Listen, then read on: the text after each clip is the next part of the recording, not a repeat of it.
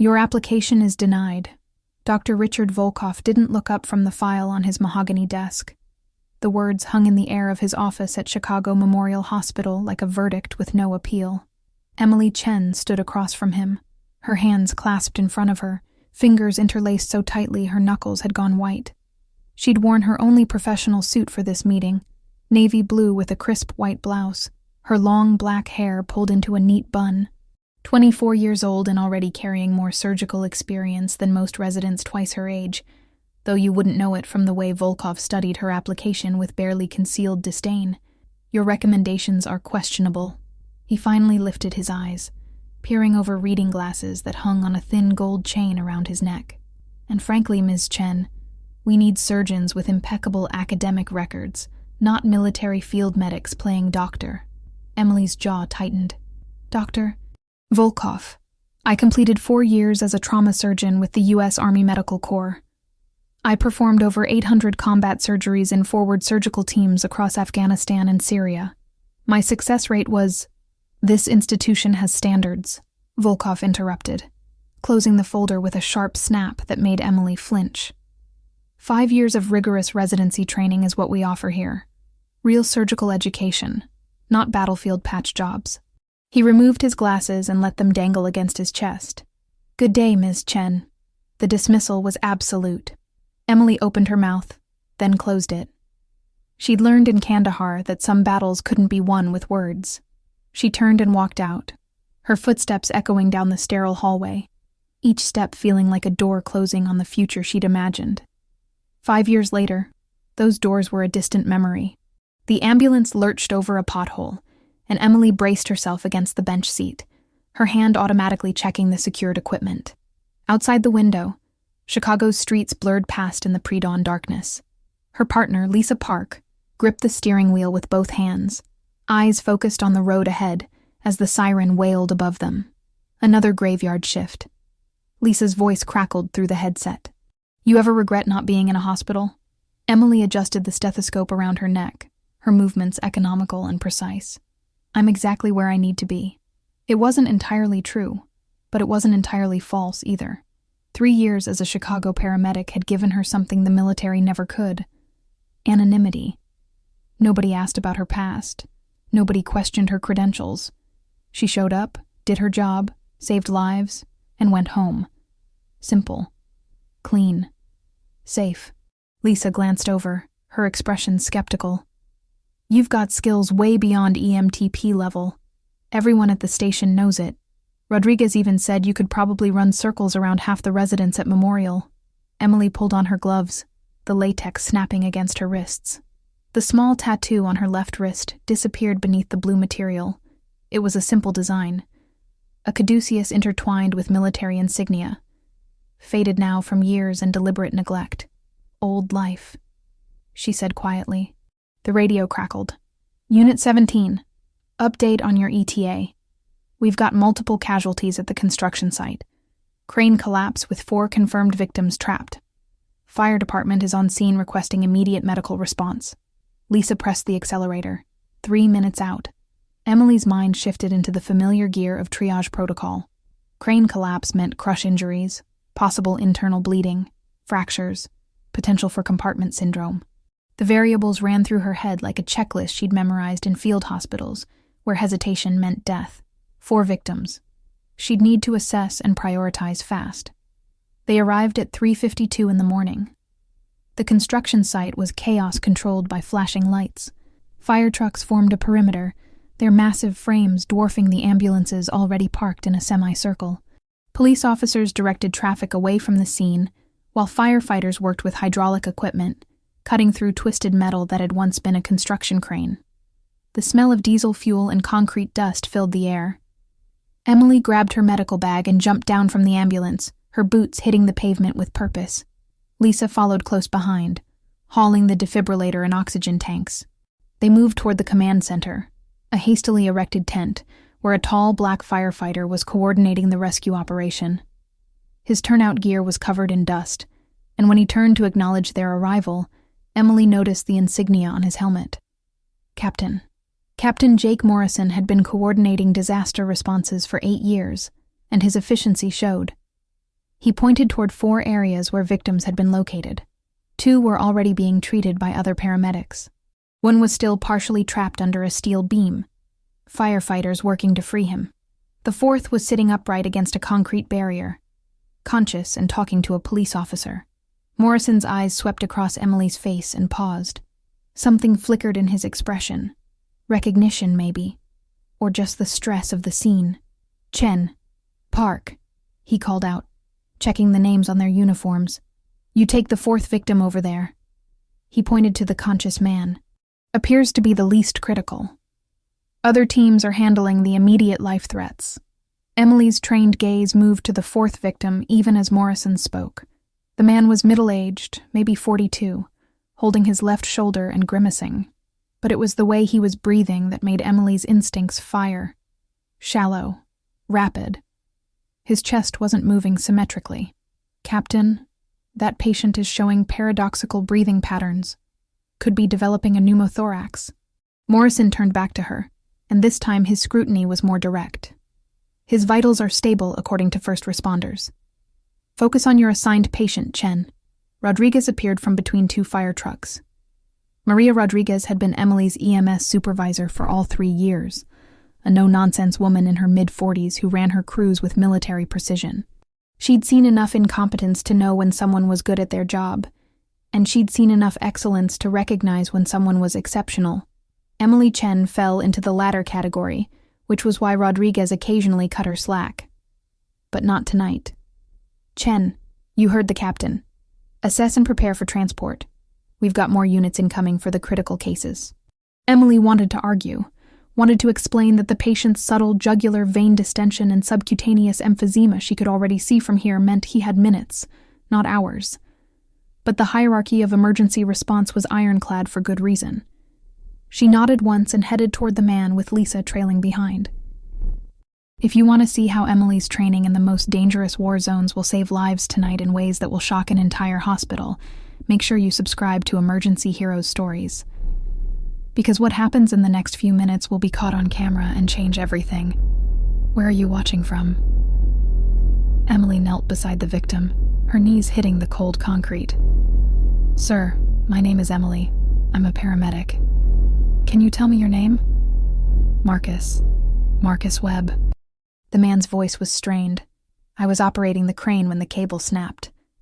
I think I dislocated my shoulder when I jumped clear." Emily placed her hand gently on his uninjured shoulder.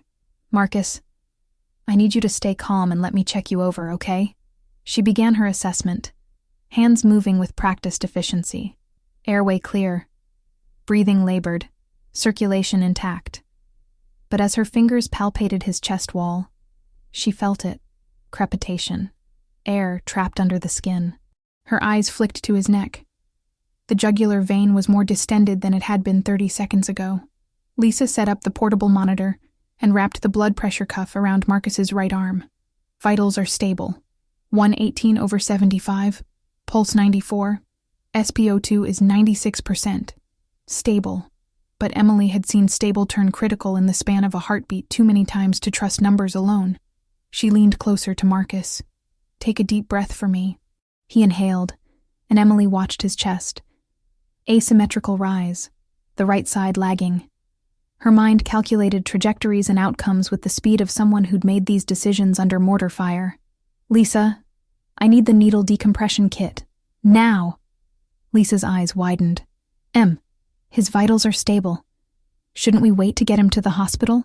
Emily was already opening the trauma kit, pulling out a 14-gauge needle. "In 5 minutes, he's going to crash.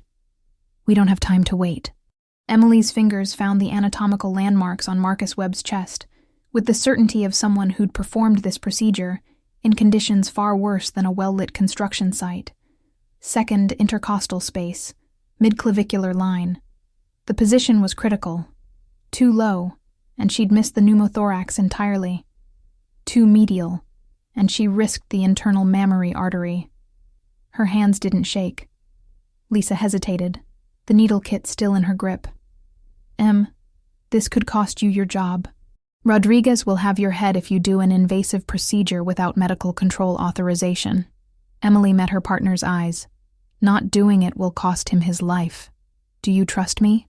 The question hung between them for half a second before Lisa handed over the kit. I trust you. But God help us both.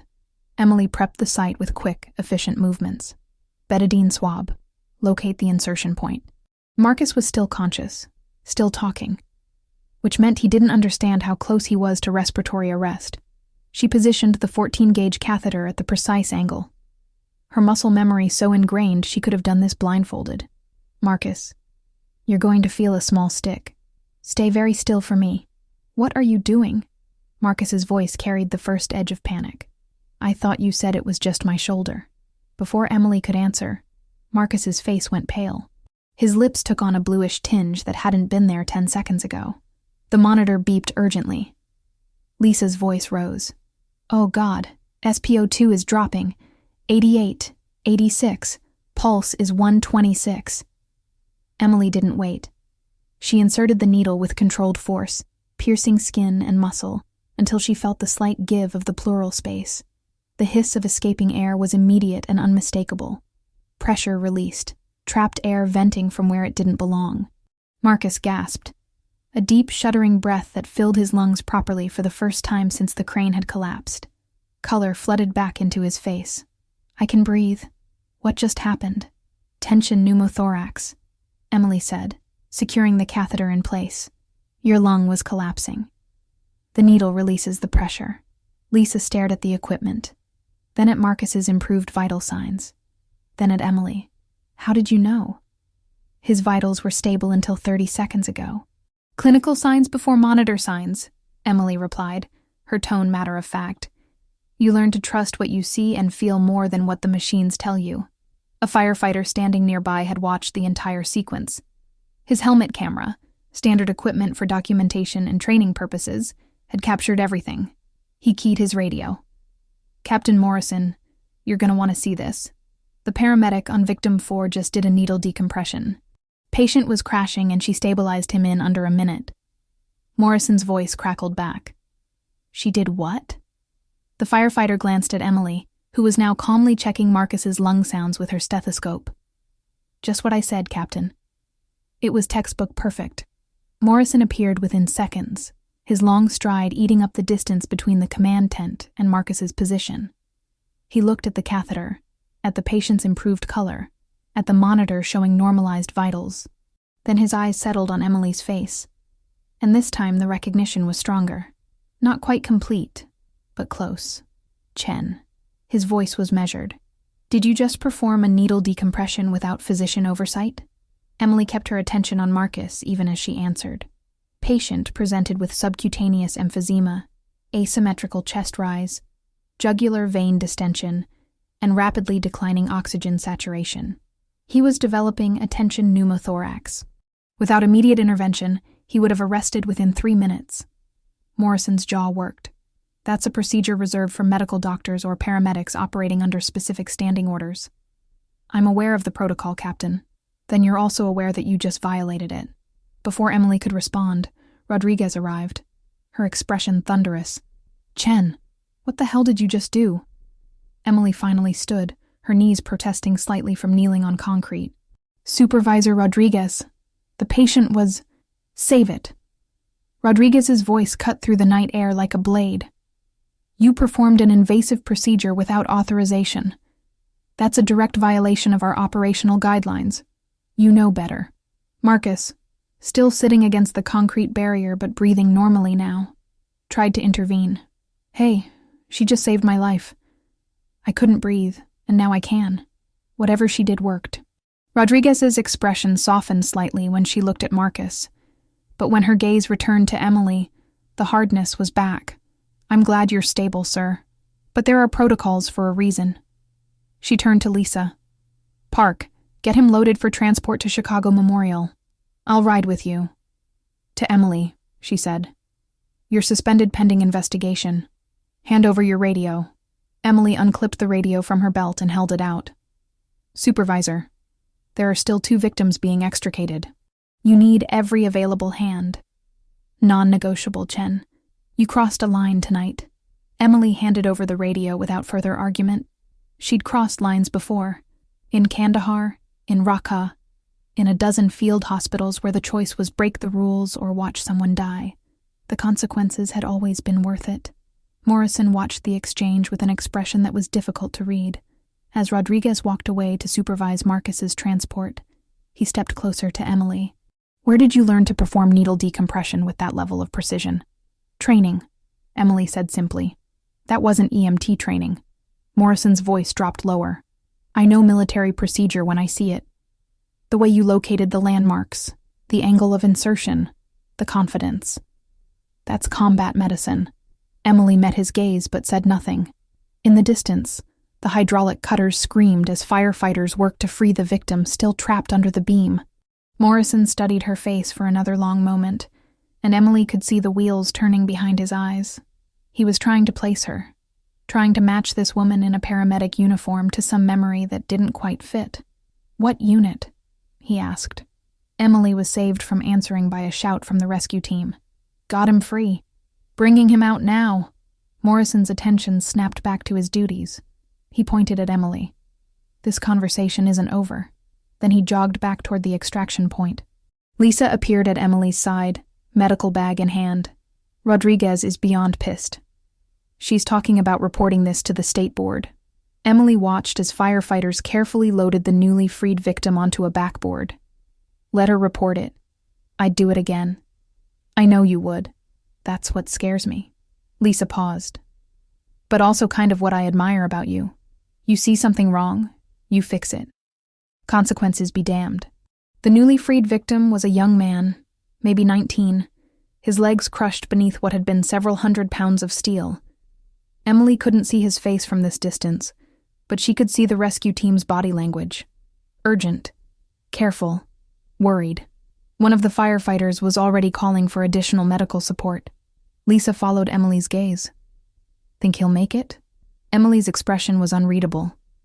"Depends on how long he was compressed and what they do in the next 10 minutes. Crush injuries are tricky. The damage isn't always visible until it's too late." "What do you mean?" "Crush syndrome.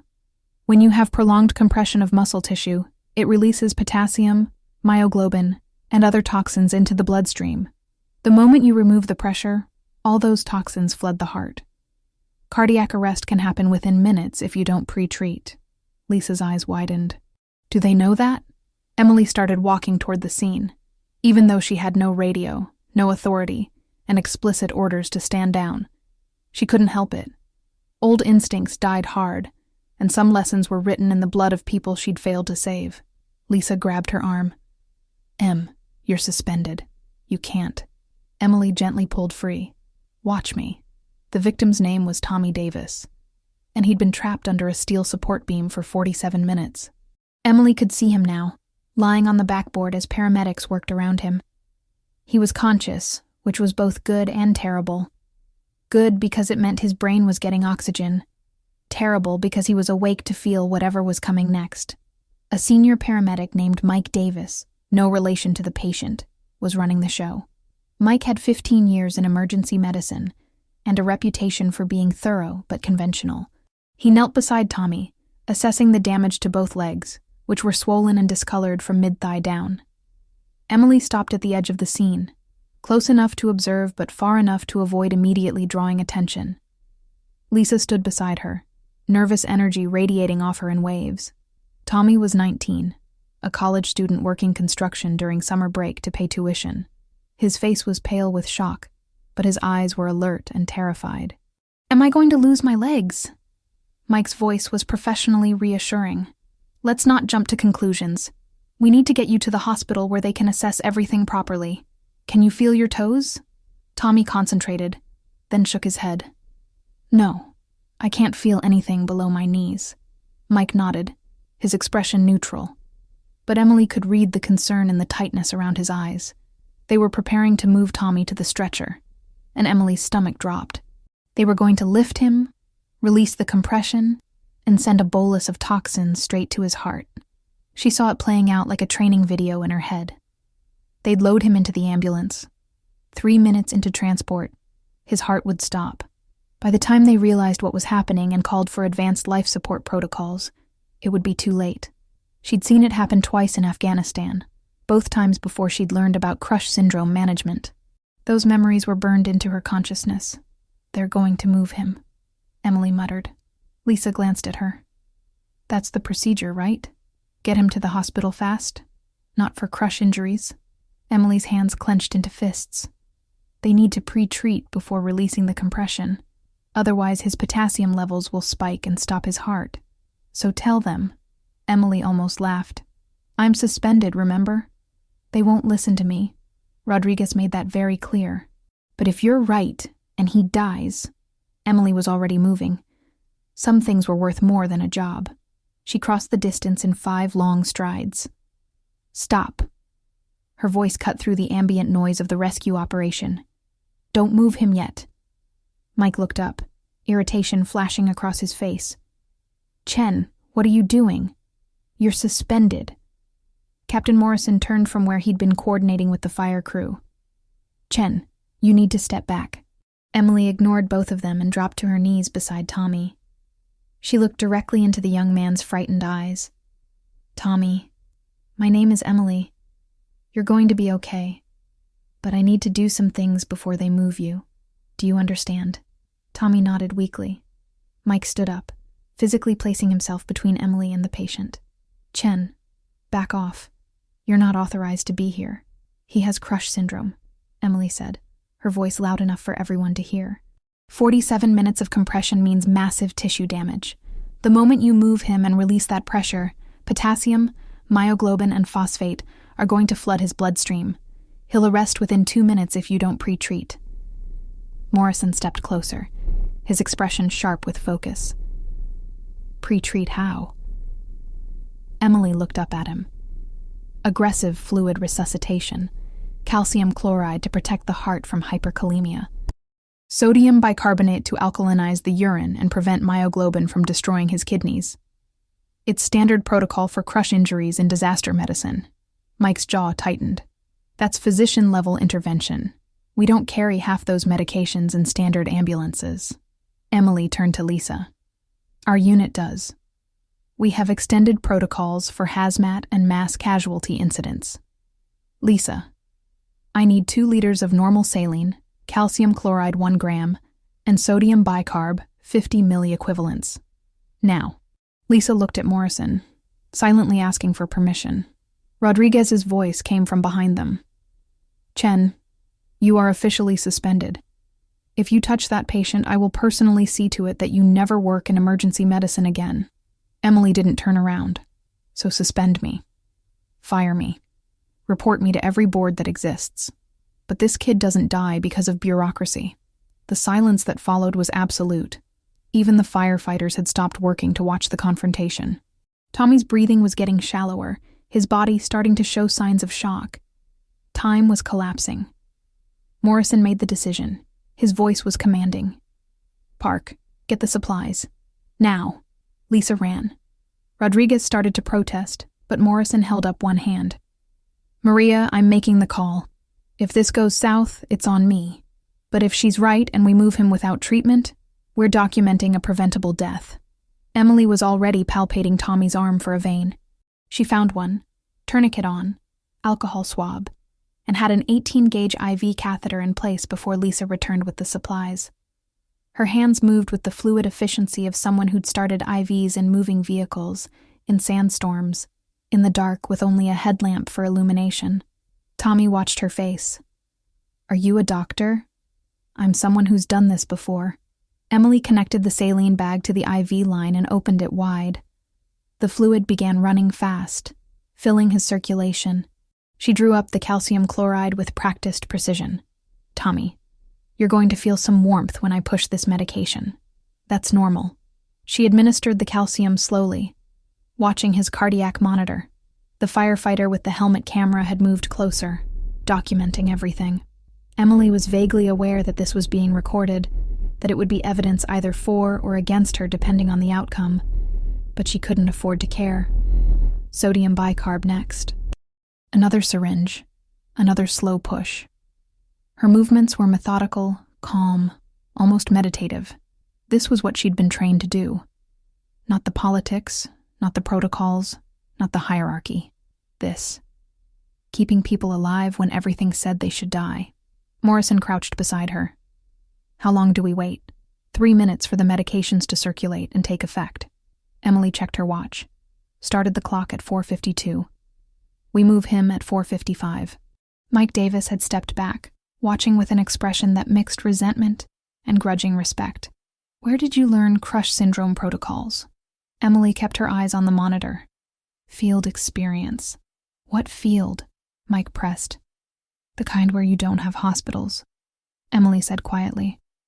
The kind where you treat now or bury later. Morrison's eyes narrowed. He knew. Maybe he didn't have all the pieces yet. But he knew she'd been in combat.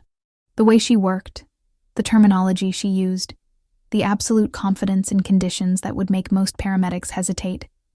It all added up to someone with military medical training. Tommy's voice was weak. Am I going to die? Emily finally looked at him, and her expression softened. Not on my watch. The 3 minutes felt like 30. Emily monitored Tommy's vitals continuously, adjusting the fluid rate, checking his cardiac rhythm, watching for any sign that the hyperkalemia was already affecting his heart. But the rhythm stayed stable. The medications were working. At 4:55, Emily nodded. Okay, move him now. Spinal precautions, gentle lift. The transfer was smooth. 6 firefighters coordinated the lift, sliding Tommy from the backboard onto the ambulance stretcher. Emily watched his monitor like a hawk. Heart rate stayed steady. Rhythm normal. No peaked T-waves.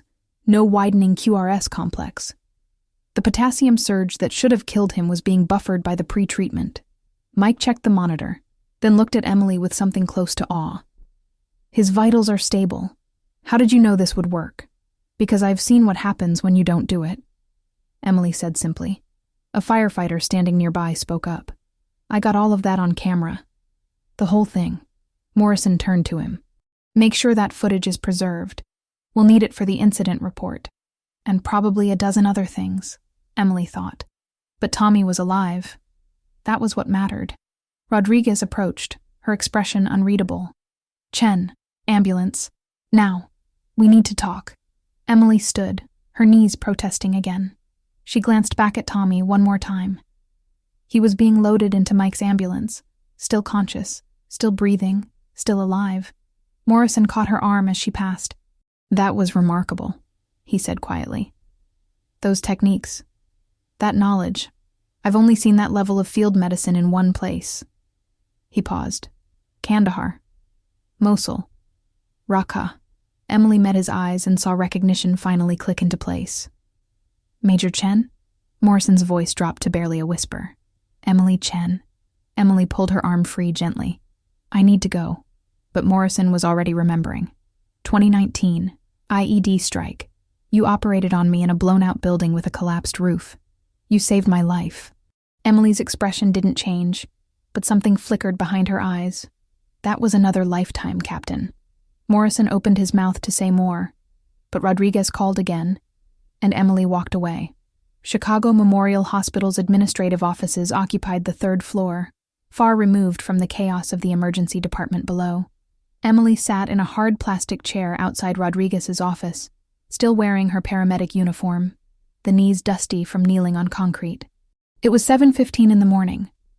Her shift should have ended an hour ago, but instead she was waiting for what would likely be the end of her career in emergency medical services. The door opened. Rodriguez gestured curtly. Inside, the office was small and functional. A desk covered in incident reports and scheduling sheets, a filing cabinet, 2 chairs, and a window overlooking the employee parking lot. But Rodriguez wasn't alone. Daniel Wu, the regional EMS supervisor, sat in the 2nd chair. Mid-50s, with silver hair and sharp eyes behind wire-rimmed glasses, Wu oversaw operations for 6 counties. His presence meant this was serious. Emily remained standing until Rodriguez pointed to a chair. Sit. She sat. Wu opened a folder that Emily recognized as her personnel file. Chen, you've been with Chicago EMS for 3 years. Your record has been exemplary until tonight. Commendations for performance under pressure. High marks in continuing education. Multiple letters from patients thanking you for exceptional care. He looked up.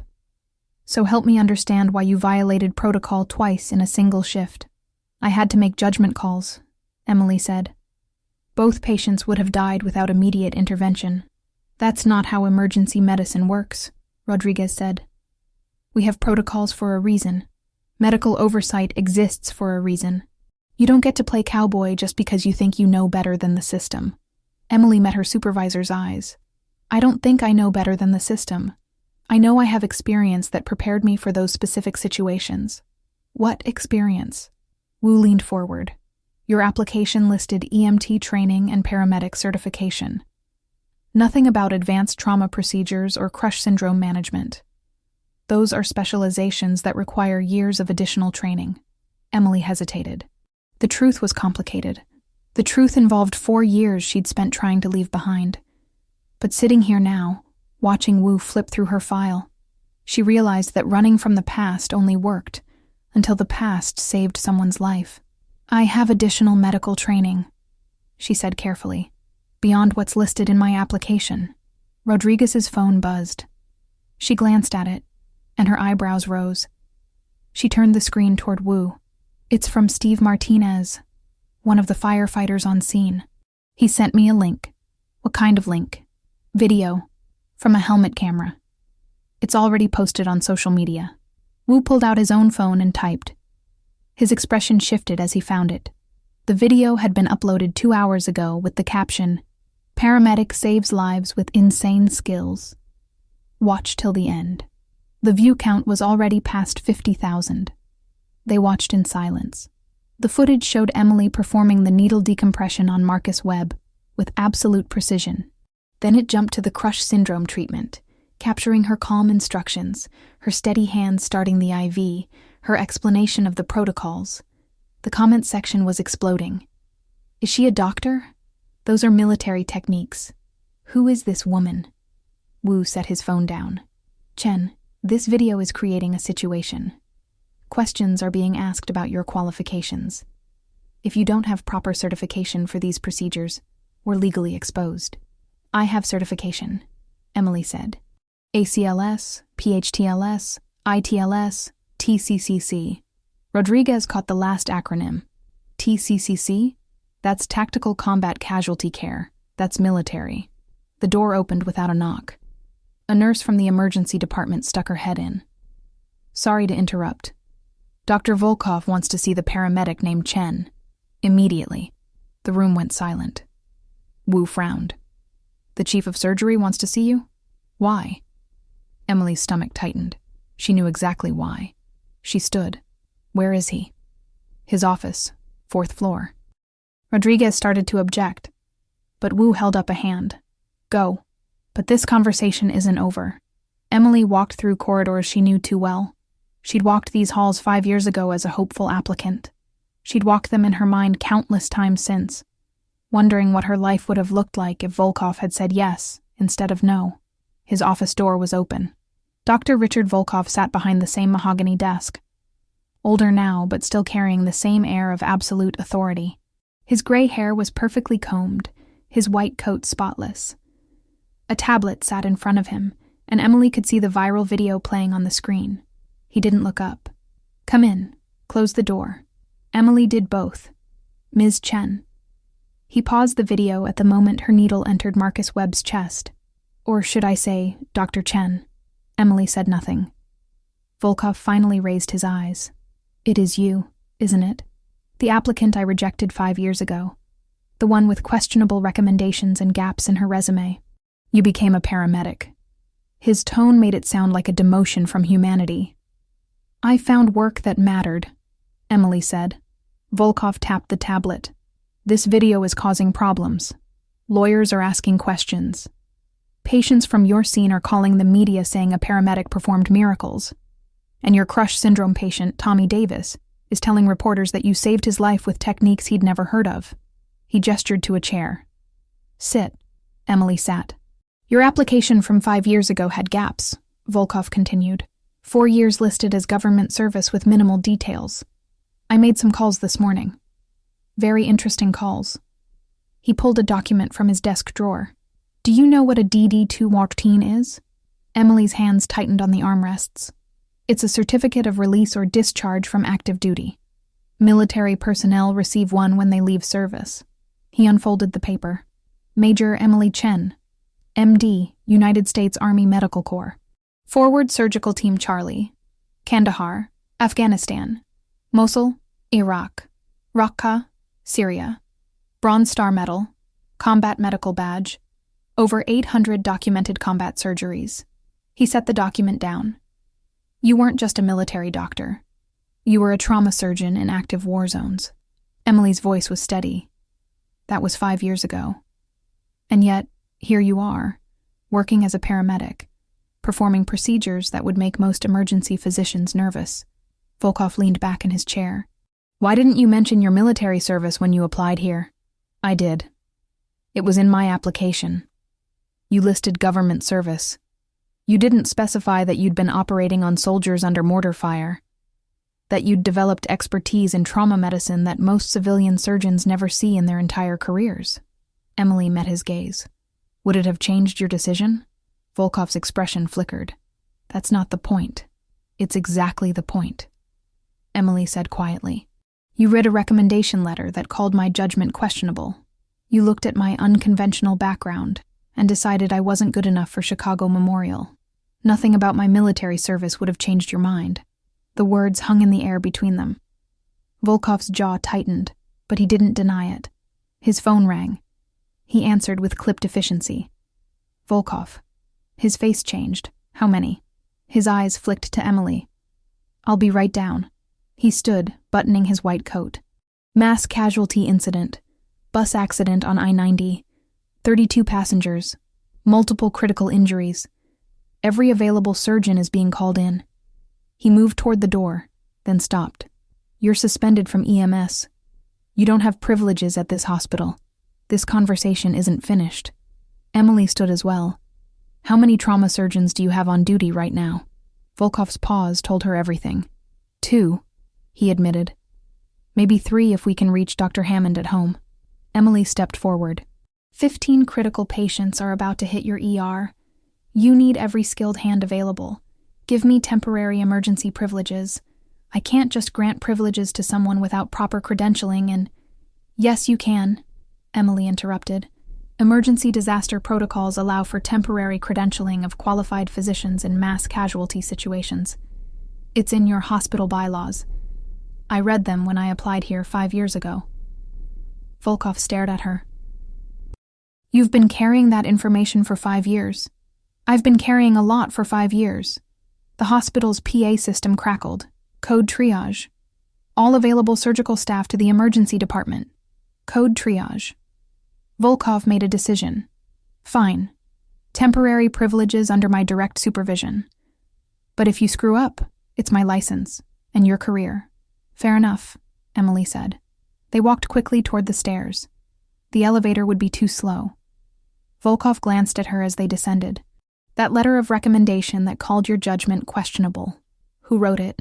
My commanding officer, Colonel David Marsh. And was your judgment questionable? Emily's expression was unreadable.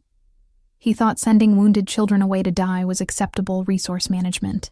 I thought differently. She pushed through the stairwell door into the emergency department hallway. Let's just say we had different definitions of the Hippocratic Oath. The ER was already transforming into organized chaos. Nurses were clearing non-critical patients. Residents were gowning up. Equipment was being staged. And through the ambulance bay doors, the first sirens were already audible. Dr. James Sutherland, the senior resident Emily had met briefly when Marcus Webb arrived, came running down the hallway. He stopped short seeing her.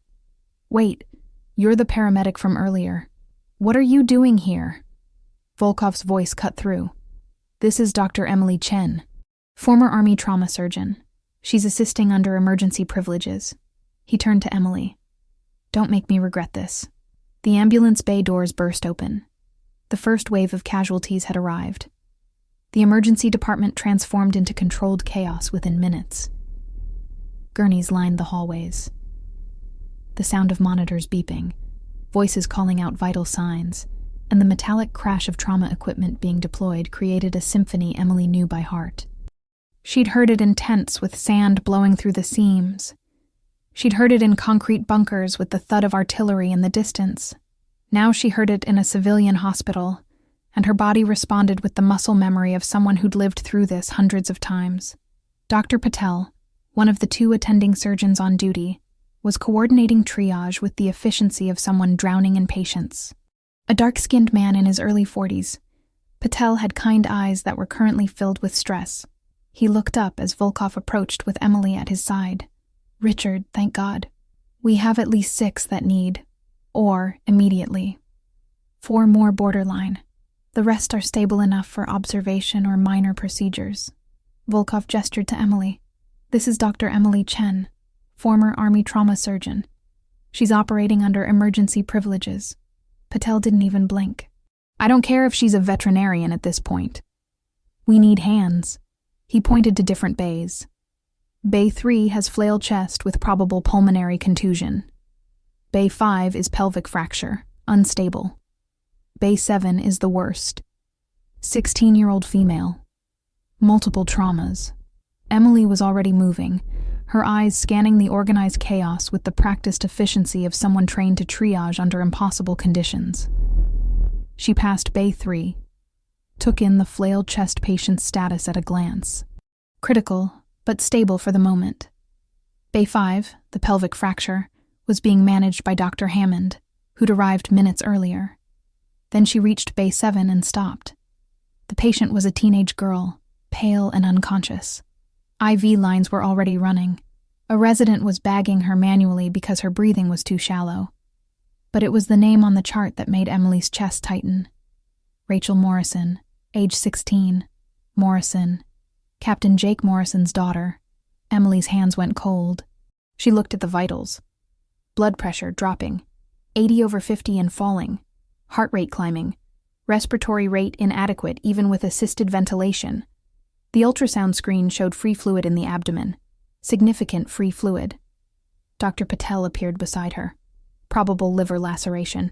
Grade 4 at least. She needs exploratory laparotomy, but all our ORs are occupied. 20-minute wait minimum. Emily studied the monitor. Rachel's pressure dropped another 5 points as she watched. She doesn't have 20 minutes. This is a grade 4 liver lac with active hemorrhage. She's going to exsanguinate. Patel's expression was grim. "I know. But what do you want me to do? We can't perform major abdominal surgery in the ER." Emily's mind raced through options. Resuscitative surgery, damage control. She'd done it in field hospitals with half the equipment this ER had. But this wasn't a combat zone. This was a civilian hospital with rules, procedures, oversight. The ER doors burst open again. Captain Morrison rushed in, still in his turnout gear, his face a mask of barely controlled panic. "Where's my daughter?" "Rachel Morrison, she was on the bus." "Where is she?" He saw Emily standing beside Bay 7 and his eyes locked onto hers. The recognition from earlier crystallized into something more complex. Fear, hope, desperation. Major Chen. His voice cracked. "Please tell me that's not my daughter." Emily stepped aside so he could see. Rachel lay motionless, her young face peaceful despite the trauma ravaging her body. Morrison's knees almost buckled. Security officers moved to steady him. But he pushed them away. Is she going to die? The question was directed at Emily, not at Patel or any of the other doctors present. Emily met his eyes. "Not if I can help it." Patel started to say something about the OR wait, but Emily cut him off. "I need to do a resuscitative laparotomy. Here. Now. You can't perform major surgery in the ER," Patel said. "The risk of infection, the lack of proper... The risk of death is 100% if we wait," Emily countered. "I've done damage control laparotomies in worse conditions than this." She looked at Morrison. "Jake, I need you to trust me like you did in Kandahar." Morrison's face was wet with tears he didn't bother to hide. "Do whatever you have to do. Save her." Volkov had been observing from the nurse's station. He approached now, his expression unreadable. "Dr. Chen, are you seriously proposing to perform an emergency laparotomy in my emergency department?" "I'm proposing to save this girl's life using techniques I learned keeping soldiers alive when evacuation wasn't an option." The monitor alarm shrieked. Rachel's blood pressure hit 70/40. Her heart rate was 130 and climbing. Patel checked the ultrasound again. The free fluid had increased. She's bleeding faster. Volkov looked at the monitor, at Rachel's deteriorating vitals, at Morrison's desperate face. Then he looked at Emily. How certain are you that you can do this?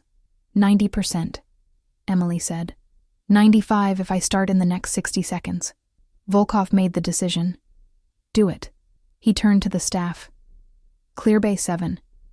Get me a surgical tray, suction, lights, and every unit of O negative we have in the blood bank. Move! The ER erupted into focused motion. Nurses brought equipment.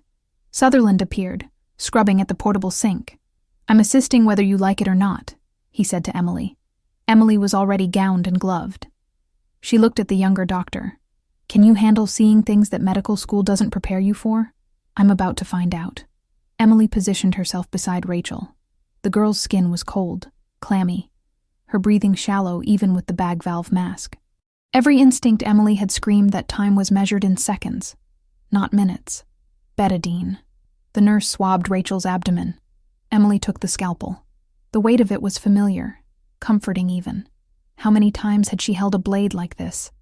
How many lives had depended on her ability to cut with precision and speed? She made the incision, midline, deep, through skin, subcutaneous tissue, fascia. Blood welled up immediately, but Emily had expected that. Suction, she said calmly. Sutherland positioned the sucker. His hands were shaking slightly. Steady, Emily said without looking at him. She needs you focused. The peritoneum opened and blood poured out.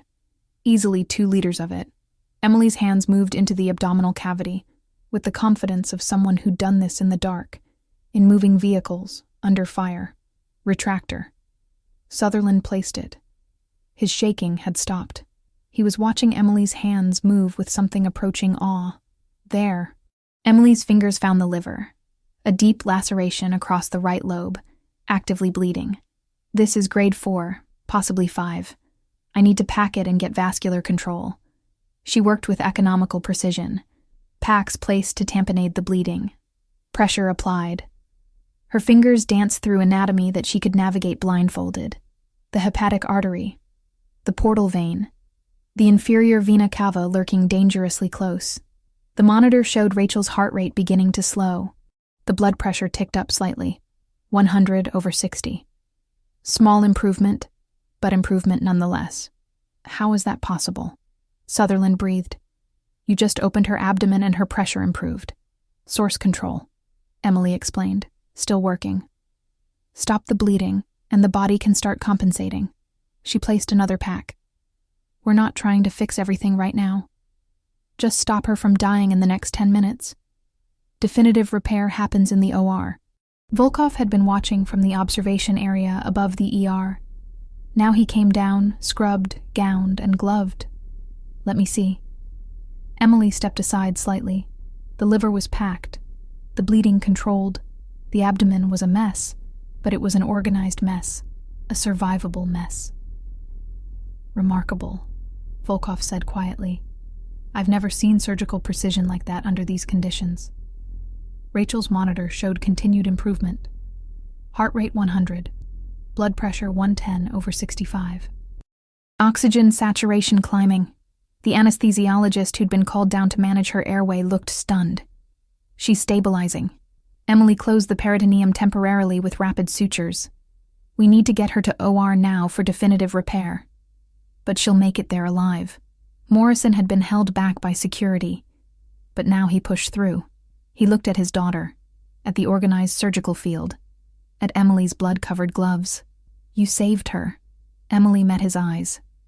She's not out of danger yet, but she's fighting. She pulled off her gloves. Sutherland, you're going with her to OR. Dr. Patel will attend. You did good work here. Finish it. Sutherland nodded, something like reverence in his expression.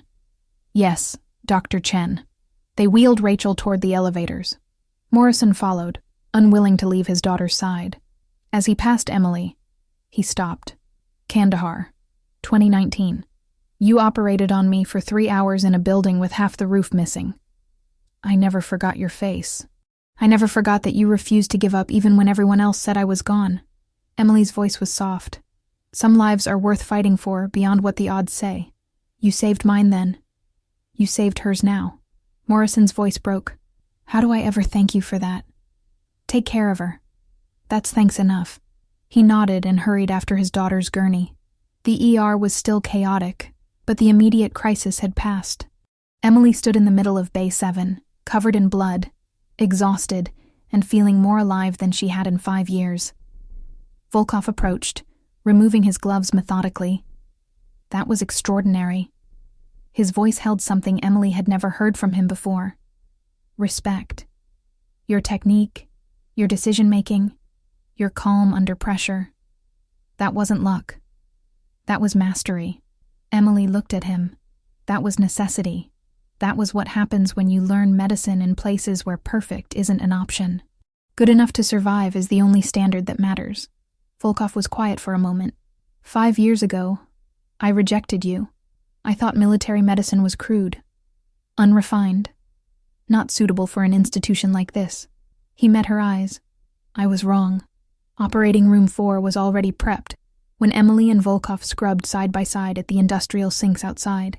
The rhythmic sound of brushes against skin, the sharp smell of antiseptic soap, the ritual of preparation before entering the sterile field. Emily had performed this routine so many times it was meditative. But doing it next to Richard Volkov, the man who'd rejected her 5 years ago, added layers of complexity she hadn't anticipated. Why did you apply for residency if you were already a fully trained trauma surgeon? Volkov's question broke the silence. His hands moved methodically, scrubbing between each finger with precise attention.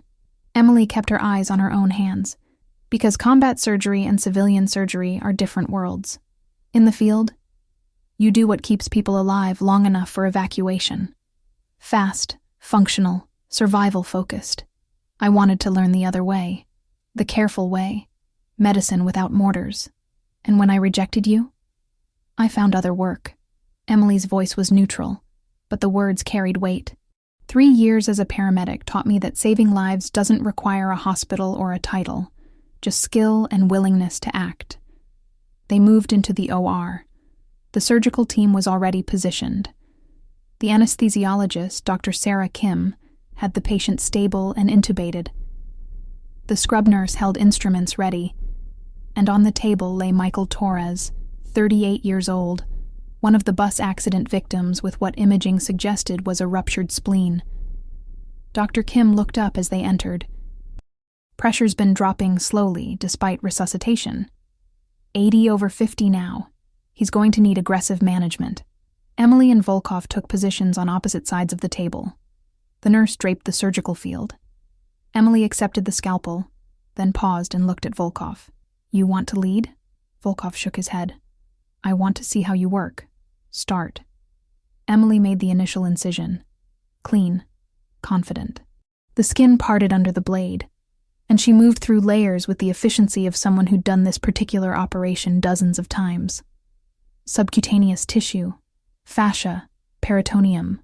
The abdomen opened, and blood welled up immediately. Suction. The nurse complied. Emily's hands moved into the cavity, palpating organs with gentle precision. Spleen is shattered. Grade 5 injury. We're looking at splenectomy unless... She paused, her fingers exploring further.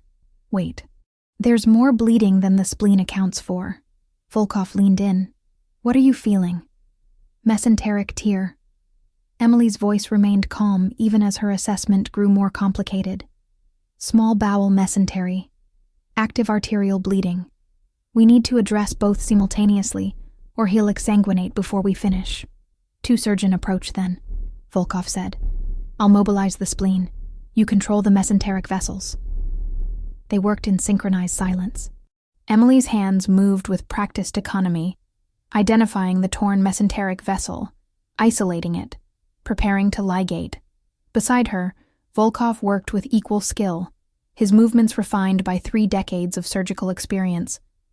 It should have been competitive, tense. Instead, it felt collaborative. Small Richardson. Volkov's command was directed at the scrub nurse. The retractor appeared in his hand. He positioned it perfectly, giving Emily better exposure to the mesenteric injury. Can you reach it? Yes. Emily placed a clamp, then began suturing. Her stitches were fast but precise, each one placed with the muscle memory of someone who'd repaired torn vessels in conditions far worse than this pristine OR. The monitors beeped steadily. Then they didn't. VTAC! Dr. Kim's voice rose in alarm. He's arresting! Emily's hands didn't stop moving. She completed the stitch she was placing even as the rhythm on the monitor deteriorated into ventricular tachycardia. Her fingers moved from the mesentery to the diaphragm, palpating upward toward the heart. Cardiac tamponade, she said. Pericardial effusion. Likely from blunt cardiac trauma we didn't catch on imaging. The scans didn't show any pericardial fluid, Dr. Kim said, her hands moving to prepare for chest compressions. It developed during surgery, Emily said. Pressure changes, fluid shifts. It happens. She looked at Volkov. I need to access the pericardium through the diaphragm. That's extremely risky, Volkov said. If you nick the heart. If I don't, he dies in the next 90 seconds. Emily was already extending her incision. Permission to proceed? Volkov watched her face, her hands, the absolute certainty in her movements. Do it. Emily incised the diaphragm with careful precision. The muscle parted, revealing the pericardial sac beneath. It was distended, tense with fluid pressing against the heart like a vice. She made a small window in the pericardium, and straw-colored fluid mixed with blood poured out. The effect was immediate. The heart, freed from compression, resumed a normal rhythm. The monitors stabilized. Dr. Kim exhaled loudly. Pressure's rising. 90/60. 100/65. He's back. Volkov stared at the operative field. How did you know? The imaging was clear. No pericardial effusion. Because imaging is a snapshot, Emily said, already suturing the pericardial window. Bodies are dynamic. Injuries evolve. In battlefield medicine, you learn to trust your hands more than your scans. She finished the repair and moved back to the splenic bed. Now let's finish what we started. They completed the splenectomy together. Volkov's experience and Emily's innovation complemented each other perfectly. When the last suture was placed and the final counts confirmed, they'd been operating for 73 minutes. Michael Torres was stable, his vitals stronger than they'd been since the accident. In the scrub room afterward, Volkov removed his mask and looked at Emily with something approaching wonder. That was remarkable. The way you identified the pericardial tamponade, the decision to access it transdiaphragmatically, the execution under pressure. That's not just skill. That's surgical intuition at a level I rarely see. Emily dried her hands. It's pattern recognition. When you've seen enough traumatic injuries, you start to anticipate complications before they become catastrophic. How many surgeries did you say you performed? In the military? 847, Emily said quietly. Documented ones.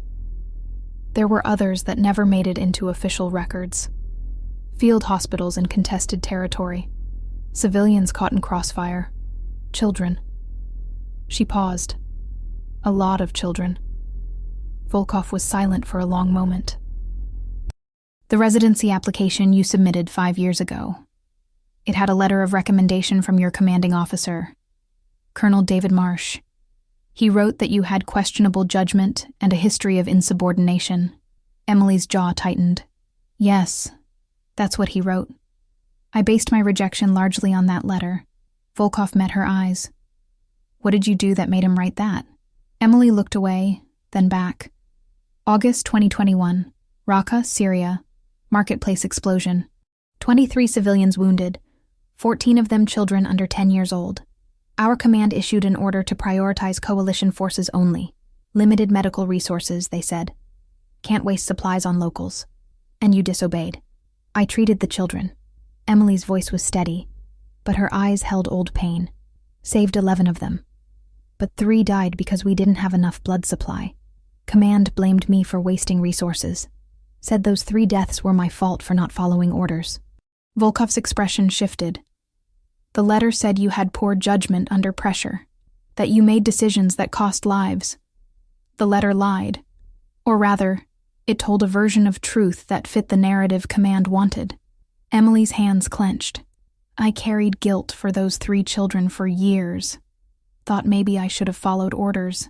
Maybe if I'd been smarter about resource allocation.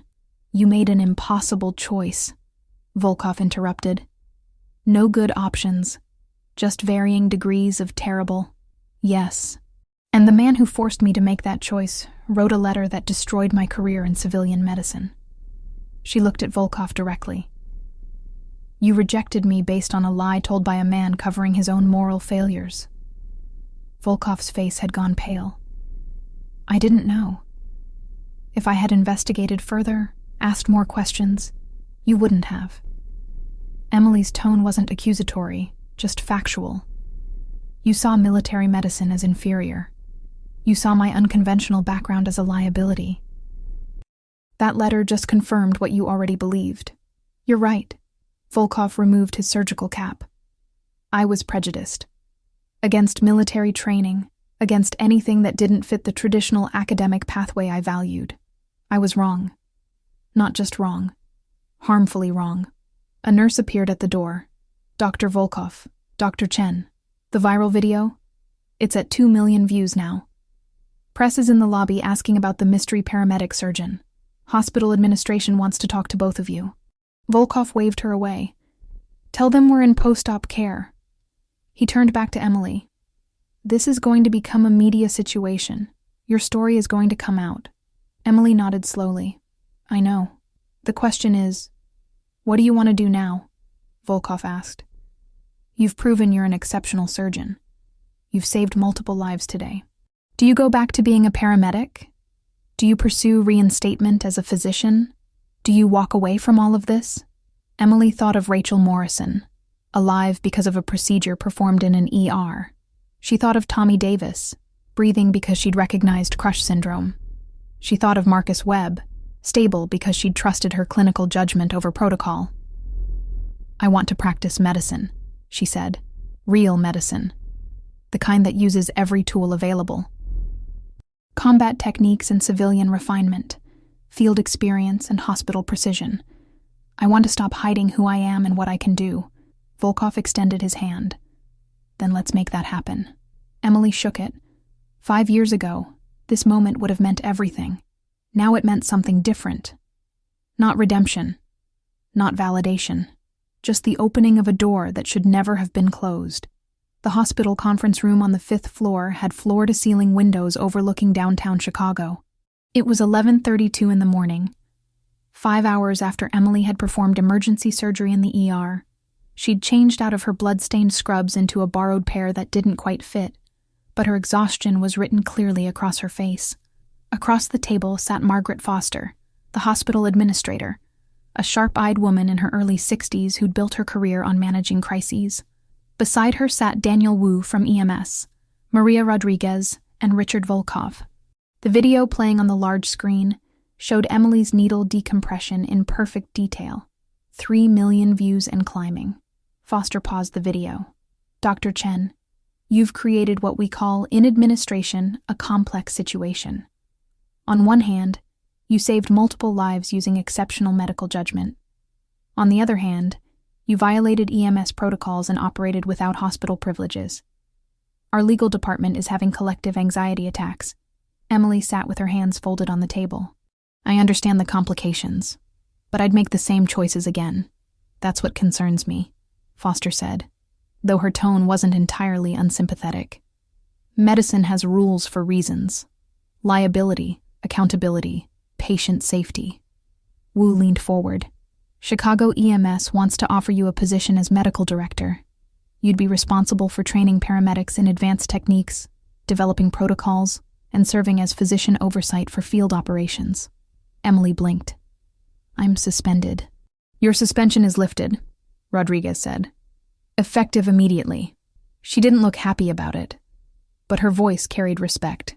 What you did was technically against protocol, but Marcus Webb and Tommy Davis are alive because of it. That matters. Chicago Memorial also has an offer, Foster continued. Attending physician position in trauma surgery, full privileges, competitive salary. You'd be leading one of the premier trauma programs in the Midwest, 2 job offers. 6 hours ago, Emily had been facing the end of her medical career. Now she was being recruited. The whiplash was disorienting. "I appreciate both offers," Emily said slowly. "But I need to understand something first. 5 years ago, I was rejected from this hospital because of questions about my judgment and background. What's changed?" Volkov spoke for the first time since the meeting began. "What changed is that I witnessed your capabilities firsthand. I saw you make decisions under pressure that saved lives. I saw surgical skill that exceeds most attending physicians I've worked with." His voice carried weight. "And I learned that the letter of recommendation I based my previous decision on was fundamentally dishonest." Emily's expression didn't change, but something flickered behind her eyes. Foster pulled out an envelope. "This arrived by courier this morning. It's from the Department of Defense, addressed to you, care of this hospital. Captain Morrison made some calls after recognizing you." Emily took the envelope with hands that trembled slightly. She opened it. The letter was official, stamped with military seals, signed by a brigadier general she didn't recognize. As she read, her face went pale. "It says," Emily began, her voice unsteady, "that an internal investigation was reopened into the Raqqa incident of August 2021. It says that Colonel David Marsh falsified reports. The order to deny treatment to civilian casualties was never issued by command. Marsh made that decision independently, and then blamed me when it resulted in deaths." The room was silent. Emily continued reading. The investigation found that Marsh had a pattern of unauthorized decisions and subsequent cover-ups. His letter of recommendation regarding your fitness for civilian medical practice has been formally retracted. Your service record has been amended to reflect the true circumstances. She set the letter down. "I've been exonerated." For 3 years, Emily had carried the weight of those 3 dead children. She'd questioned every decision, replayed every moment, wondered if following orders would have saved them. And now, in a single document, she learned that the orders she'd disobeyed had never existed. The man who'd destroyed her civilian career had lied about everything. Volkov's voice was quiet. "Those children who died. That wasn't your failure. You saved 11 lives that day. The 3 you lost died because someone else made unconscionable choices and blamed you." Emily's hands were shaking. She pressed them flat against the table. "I need a minute. Take all the time you need," Foster said gently. Emily stood and walked to the window. Chicago sprawled below her, millions of people going about their lives, unaware that in this room, a woman's entire understanding of her past was being rewritten. She'd built her identity around being the doctor who'd failed, who'd been too stubborn, who'd cost lives through insubordination. That identity was a lie. When she turned back, her eyes were wet, but her voice was steady. "I accept both positions." "Both?" Wu looked confused. "I want to be medical director for Chicago EMS and attending trauma surgeon at Memorial." Emily returned to the table. "Paramedics were my family for 3 years. They trusted me when no one else would. I'm not abandoning them. But I also want to practice medicine at the highest level, so I'll do both." "That's an ambitious workload," Foster said. "Most physicians can barely handle one demanding position." "I performed 4 surgeries a day in combat zones while training field medics," Emily said. "I can handle a split role between hospital and EMS." Her tone left no room for argument. Foster and Wu exchanged glances. Foster nodded. "All right, we'll structure a shared position. 3 days a week at the hospital, 2 days with EMS, on-call rotation shared with other attendings." Volkov cleared his throat. "I have a proposal as well. Establish a trauma training program that integrates combat medicine techniques with civilian practice. Teach residents what you know, the precision of hospital surgery combined with the adaptability of field medicine." Emily met his eyes. "You want me to teach? I want you to revolutionize how we train trauma surgeons," Volkov said. "And I want to co-lead the program with you. I have 3 decades of civilian surgical experience. You have expertise in conditions I've never faced. Together we create something unprecedented." It was an olive branch. More than that. It was an acknowledgement that Emily's unconventional background wasn't a liability, but an asset. That the very things Volkov had rejected 5 years ago were exactly what the field needed. "Under 3 conditions," Emily said. "Name them." 1. We establish a formal pathway for military veterans with medical training to enter civilian healthcare. Paramedics, nurses, surgical technicians. Military experience is valued, not penalized. Agreed, Foster said immediately. We've been losing potential talent because of credential translation issues. This solves that. 2. The training program is open to all levels: residents, attending physicians, EMS personnel. Everyone learns together. That's actually better, Volkov said. Cross-discipline training improves overall system performance. 3. Emily looked directly at Volkov. You teach me what I missed. I learned survival surgery. I want to learn refinement, reconstruction, the medicine of healing, not just stabilization. Volkov's expression softened. It would be my honor. Rodriguez spoke up. There's still the matter of the press. The video has 3 million views. People are calling you a hero. The media wants interviews. I'm not a hero, Emily said quietly. I'm a doctor who did her job. Try telling that to Marcus Webb, Rodriguez said. He's been calling the station nonstop wanting to thank you. Or Tommy Davis, who says you're the reason he's keeping his legs. Or Captain Morrison, whose daughter is alive because you refused to accept that surgery couldn't be done in an ER. Emily sat back down. What do you need me to do? Foster pulled out a prepared statement. Brief press conference. 5 minutes. You explain your background, your training, what happened. We control the narrative before it controls us. When? 2 hours. Gives you time to rest and prepare. Emily nodded. All right. The meeting adjourned. People filed out, but Volkov lingered. When they were alone, he approached Emily. 5 years ago, I rejected you because I thought military medicine was crude and unsophisticated. I thought real surgical excellence only came from prestigious residencies and conventional training. He paused. I was profoundly wrong. And that wrongness nearly cost the medical field one of its most talented trauma surgeons. You weren't entirely wrong, Emily said. I did need civilian medical education. I still do. Combat surgery kept people alive, but it didn't teach me how to give them back quality of life afterward. Then we learned from each other, Volkov said. You teach me adaptability. I teach you refinement. And together we train a generation of physicians who can handle anything. Emily extended her hand. Deal. They shook on it. 2 weeks later, Emily stood in front of her first trauma training session. 23 residents, 6 attending physicians, and 12 paramedics filled the simulation lab. Among them was James Sutherland, who'd assisted in Rachel Morrison's resuscitative laparotomy and couldn't stop talking about it. Emily wore her white coat for the first time in 5 years. The name embroidered on it read, Dr. Emily Chen, MD, Trauma Surgery. Under it, someone had added a small American flag and the words, Combat Veteran. Today, we talk about what medical textbooks don't teach you, Emily began. How to make decisions when you don't have complete information. How to adapt when your resources are limited. How to trust your hands and your instincts when technology fails. She paused. How to save lives under impossible conditions. Because trauma doesn't wait for perfect circumstances, and neither should you. Volkov stood at the back of the room, watching with something like pride. Outside the window, an ambulance pulled into the bay. The work continued. Lives hung in the balance. And now, Emily Chen was exactly where she was meant to be. Not hiding, not running, but standing in the light, teaching others what she'd learned in the darkness. 3 months later, the Chicago Memorial Trauma Simulation Lab had become something of a legend. Residents from neighboring hospitals requested rotations there. EMS personnel drove from 3 states away to attend weekend workshops.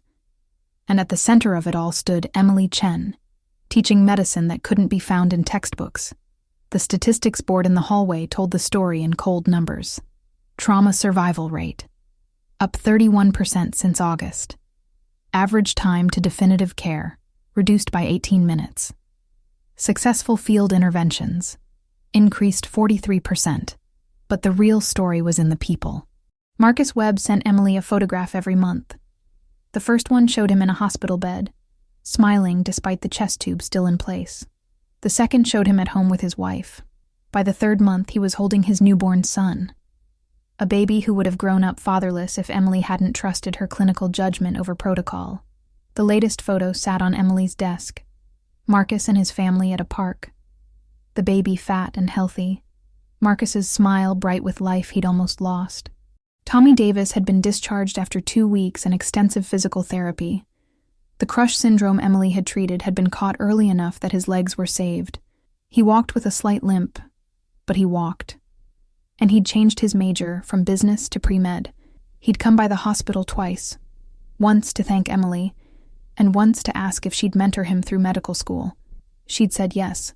Rachel Morrison had recovered completely. The liver laceration that should have killed her had been repaired in definitive surgery by Sutherland and Patel, building on the damage control work Emily had performed in the ER. Now, 3 months later, Rachel was back in school, playing soccer again, living the normal teenage life that had almost ended on a bus. Captain Morrison stopped by the hospital every few weeks, sometimes with Rachel, sometimes alone, just to talk to the woman who'd saved his life twice, in 2 different countries, years apart. On this particular morning, Emily stood in front of her advanced trauma class.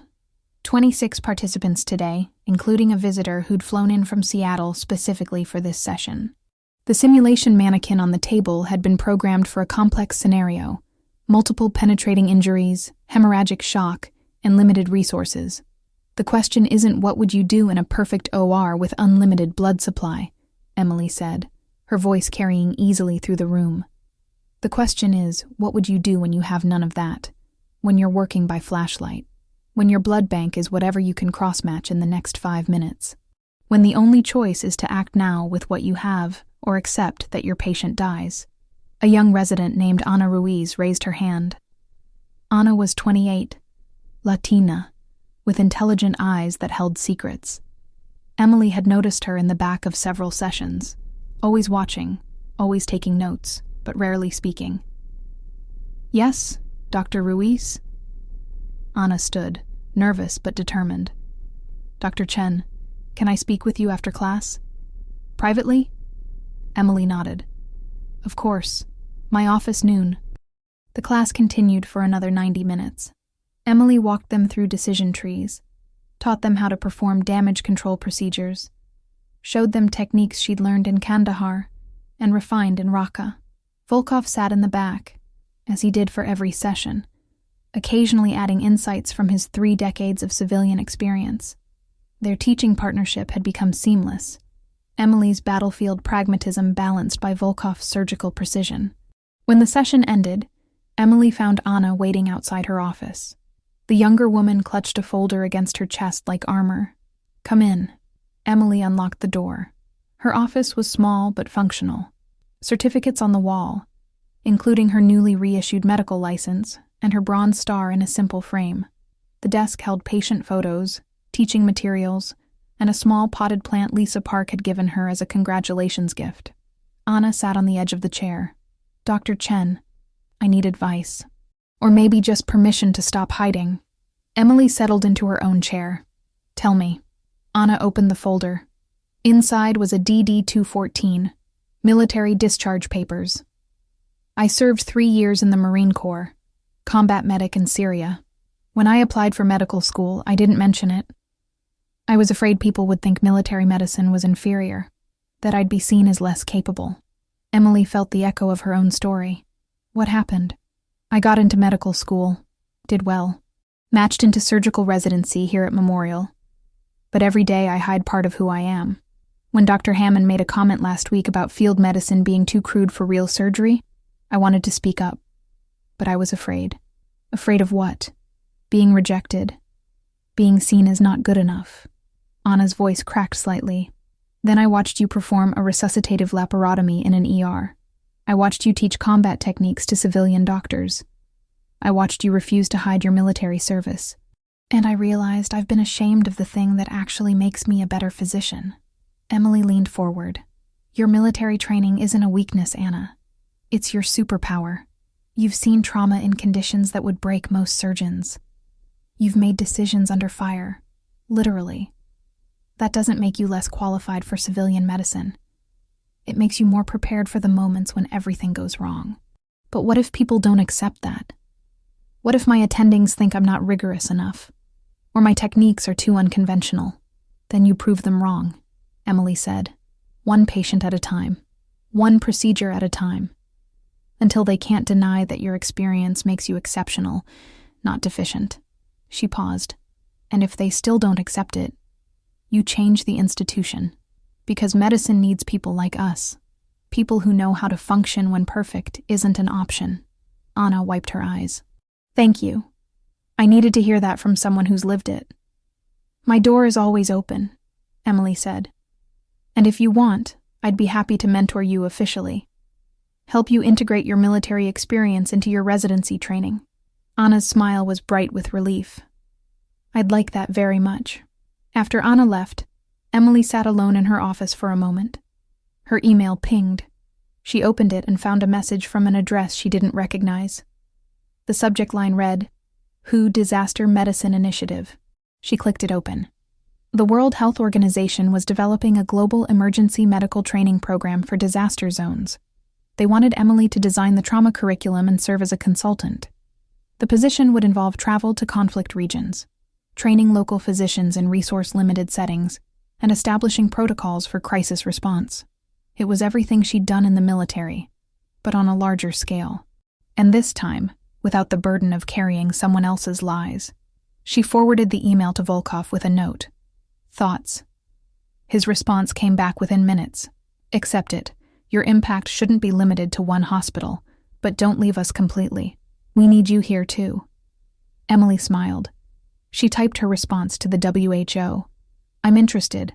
Let's discuss how to structure this around my current commitments at Chicago Memorial. A knock on her door. Lisa Park stuck her head in. Hey, you've got a trauma alert. Multi-vehicle pileup on the expressway. Multiple criticals inbound. Rodriguez is asking for you specifically. Emily stood, already moving. Tell her I'm on my way. She grabbed her white coat and headed for the stairs. The elevator would be too slow. As she descended, she passed residents who nodded respectfully, paramedics who called out greetings, nurses who smiled. This was her world now, not hidden, not apologetic, just present and working. The ER was already transitioning into controlled chaos when she arrived. Volkov was gowning up. Patel was coordinating with incoming ambulances. Sutherland was prepping trauma bays. The team had grown more efficient, more confident, trained by someone who'd seen the worst and taught them how to handle it. Emily pulled on gloves, adjusted her surgical cap, and moved to the first incoming patient. A young woman, 24, unconscious, multiple traumas. The paramedic giving report was Mike Davis, who now treated Emily with deep respect, bordering on reverence. Ejected from vehicle, GCS of 8, flail chest, probable internal injuries. Pressure's been dropping despite aggressive resuscitation. Emily's hands moved to assess the patient, her mind already calculating priorities, anticipating complications, planning interventions. This was what she'd been trained to do. This was who she was meant to be. Sutherland appeared at her side. What do you need, Dr. Chen? Trauma Bay 2. Full surgical setup. She's going to need immediate intervention. Emily's voice was calm, commanding, certain. Let's move. They wheeled the patient toward the bay, and Emily caught her reflection in the glass doors. A woman in a white coat. Trauma surgeon. Teacher. Mentor. No longer hiding behind a paramedic uniform. No longer running from a past built on lies. The doors opened. Another patient waited. Another life hung in the balance. And Emily Chen walked forward to meet it, exactly as she'd done 1,000 times before, in 1,000 different circumstances. But this time, she walked as herself. Fully. Completely. Unapologetically. Some heroes wear combat boots. Some wear scrubs. Emily wore both. And in doing so, showed others that their scars, their unconventional paths, their hard-won experiences weren't liabilities. They were exactly what made them capable of extraordinary things. The patient's monitors beeped urgently. Emily's hands moved with practiced precision. Outside the trauma bay windows, Chicago continued its relentless pace. Millions of lives intersecting, diverging, continuing. And in one small corner of that vast city, in one emergency room among hundreds, a woman who'd been told she wasn't good enough proved every single day that excellence comes in many forms, that some of the best physicians are forged not in pristine lecture halls, but in the chaos of circumstances that demand you be better than perfect. You be survivable. You be adaptable. You be present. Emily Chen was all of those things. And she was just getting started. The journey from rejection to redemption wasn't a straight line. It was messy, complicated, filled with moments of doubt and pain and questioning. But standing here now, hands deep in the work of saving another life, Emily understood something fundamental. She hadn't been rejected 5 years ago because she wasn't good enough. She'd been rejected because the person making the decision couldn't see value in paths that didn't look like his own. Now, she was teaching a generation of physicians to see value everywhere, in military experience, in unconventional backgrounds, in the hard-won wisdom that comes from working where perfect isn't possible, and good enough has to be extraordinary. Another trauma alert, another ambulance, another chance to prove that medicine isn't about prestige or pedigree. It's about showing up, doing the work, refusing to give up. And Emily Chen had never been very good at giving up.